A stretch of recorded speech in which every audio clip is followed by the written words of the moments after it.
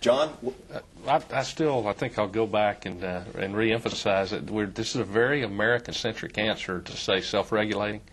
As we look at the broader global energy industry, I think that the role of government in regulation of some of these standards is much greater. That the way that they look at the industry and the national oil companies interface with their governments is different. I'd like to add in on this because I agree completely, and we talked a little bit about Norway earlier. You know, they are a nimble country that has had a large hydrocarbon resource at their disposal, and I think that has enabled them, for a couple of reasons, to be very, very good at implementing standards because they could make decisions fairly quickly and they had a large hydrocarbon base to apply them to. When you start talking about governments, they are sovereign. They approach the world differently, but I have found that in a number of cases they're willing to sit around the table, the actual governments are, with standards bodies that could work the issues out. In fact, in a number of cases, POSC has been approached, and the other standards bodies as well, by governments saying, hey, you know, to some degree we're getting into this game now. We're becoming global, but we don't see these standards. Are we just going to have to develop them, or could we leverage some that have been built and used by other countries? I think clearly as one of those standard-setting bodies or groups, we've actually had very good relationships with some of those countries, in particular China and India.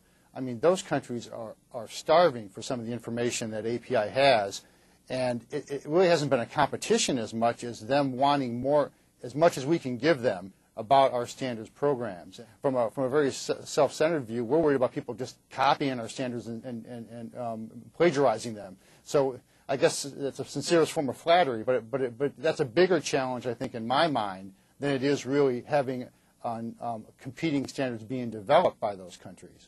So where do we see the discussion of convergence of standards going in the coming years? Since this industry lives or dies on data, but databases all too often aren't compatible to talk to each other, that is. What can the industry do to bring them together? I'm still stuck on Bob's remark, and I'll try to segue from what Bob said into your question, Doug. But when he said that they would steal the standard, I thought that was a pretty interesting turn of phrase there, because it would seem that the standard couldn't be stolen, it would just be the standard.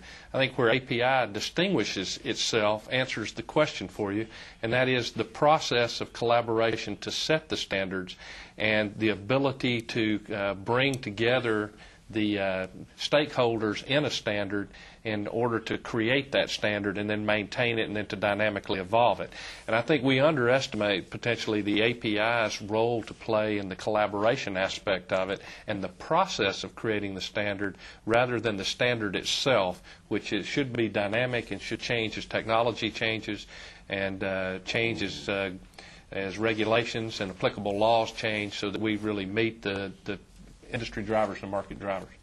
Well, I can't say that any better. But I think building on that, it is how do we work with these other groups, such as ISO, such as some of the national oil companies, to have them take a look at our existing process. Is this something that works for them? Is this something they can participate in? And hopefully, again, as John mentioned, build on the trial and error that we've already gone through over the past, 80 years of standard development. You know, I think you're spot on. I think one of the ways to potentially do that, and we all have to rethink this, we're all part of standards bodies. You have to take yourself out of a U.S.-centric viewpoint and take a world viewpoint. Excellent. I still feel that, you know, the standards will eventually, I mean, or not eventually, but have always been built by the elite and the ones in power. It's never the common man's standard, if you will, and that's just a reality, and that's the way it'll be forever. Well, we just hope that they have the right motivation then in developing those standards and delivering them. And if they're focused on health, safety, environment, complete extraction of hydrocarbons so that you're good stewards of the resources in the countries, I think that we're probably okay. But you just have to hope that those bodies, Secretary, that are accountable for that have some altruism integrated in with their value proposition. Yeah, in my opinion, standards are only useful if there is financial rewards for every member of the value chain, as I said earlier. And The other thing that we cannot forget is corporate responsibility is everybody's business.